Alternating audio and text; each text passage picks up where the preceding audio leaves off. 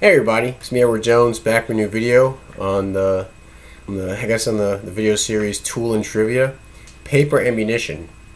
Now, around the time that this little baby came into the scene during World War One, obviously this is my popular 1897 Winchester, and obviously as we known, it had the heat shield, bayonet lug in the front, and the 20-inch barrel. This one's just a riot gun.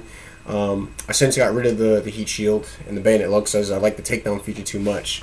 Maybe I'll get another 1897 solid frame model, and then if I do, then maybe it's to be a trench gun already, or I'll turn into one because that one there's no takedown mechanism to take advantage of. So just keep it as is. But I want to say that during the time that this was used, shotgun technology has really made leaps and bounds, and part of that was the ammunition. This was actually made as a replacement for the 1893 Winchester pump shotgun. Now the 1893 used black powder shells.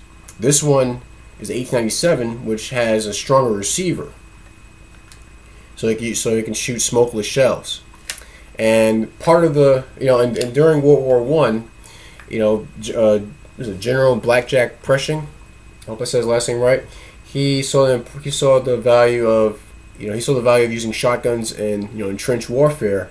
So one of the things so a couple of these were brought over when the U.S. went to Europe during World War One, and the type of ammunition they used was they used the standard 12 gauge double-aught buck, but these were the shells. Now this may look different from this may look similar to your standard nylon shells, but these are actually wax paper shotgun shells. As you can see, there's a cork at the top, and there's a stamp number 7 maximum load. They didn't call them magnums at the time, but they call them number 7.5 maximum load. So number 7.5 size shot, and the base of this shotgun shell, I don't know if you can see that, but it says Federal. Hope you can see that pretty well.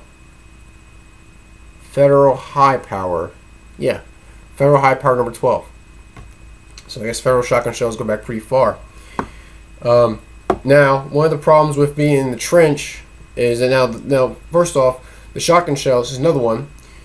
The paper was wax.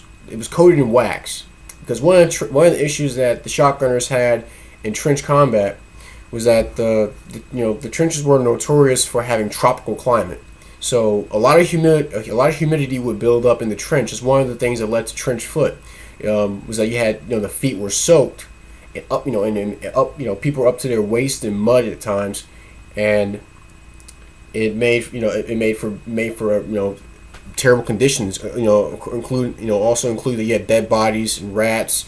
So there were unsanitary conditions, and so the soldiers, they had to try to keep their feet dry.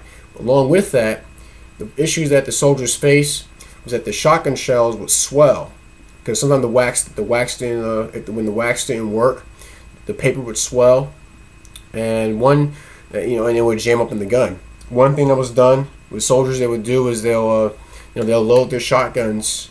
They'll put a shell in and run it through the action once, just to make sure that it will cycle when it comes time for them to have to use it in combat. But yeah, I got this at a gun show. I want to say, how many years ago? Maybe 5 years ago. And I remember, first time seeing this, I said, I didn't know that they made these out of. I was like, wow, I didn't think they made them out of paper. But yep, it's paper, and it's roll crimped the same way as today's shotgun slugs are roll crimped.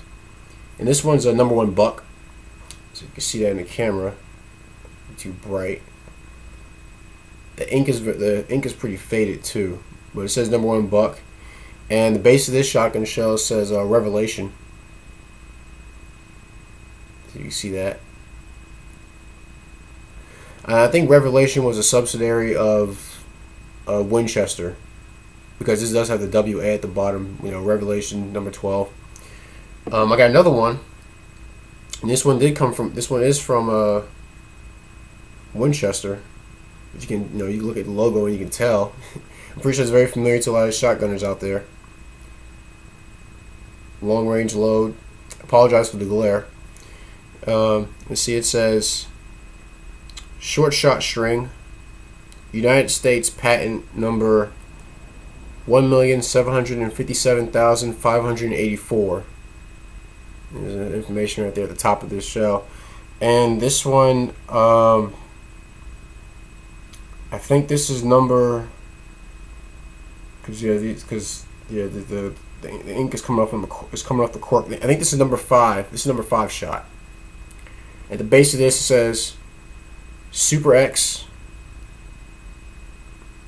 And really very faintly it says Made in USA. Western, yep, Western. So Winchester, they sold a lot of their shotgun ammo under the Western, or as I believe the Revelation moniker. Which is interesting. Revelation also was also a subsidiary of Mossberg. So there's a Revelation 550 Mossberg shotgun. I like shotguns in case you haven't noticed. What's interesting is that it has the high brass, which you normally would see. This is when I reloaded, but this is from a Universal haul.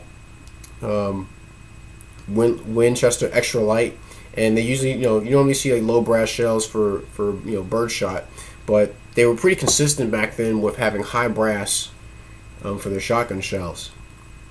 And I guess it also helped with keeping the paper well bound. I guess they moved to low brass once they started having nylon and plastic shotgun shells. Now a jump from this, when military, I guess, the ordnance department saw that these shotgun shells were, mainly because they were commercial, they weren't doing too well in the trench tropical environment. So they moved to, and I don't have these, but I want to get some and maybe even reload them someday. They had high brass or full length brass shotgun shells. So you basically can imagine this, but completely brass. And I've seen some they were crimped. It had a special crimping at the top, or I guess you had a special cork fitting at the top. I think I've seen a roll crimp once for brass shotgun for completely brass shotgun shells. And I hope to get my hands on some of those down the road. But so far, I just have these these little antiques. I keep these as little mementos to show how far firearm technology has come. But that's my video. I'm happy to do another tool and trivia video for you guys.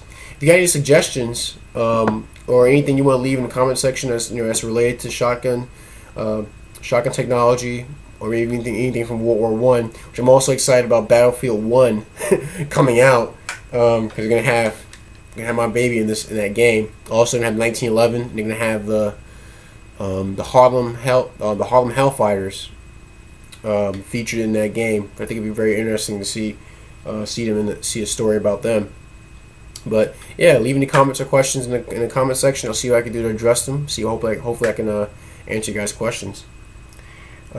Any gripes, complaints, please feel free to send me a PM. I'll see what I can do to address them. But that's my video, tool and trivia, paper ammunition. I'm Edward Jones. Thanks for watching. I love doing that.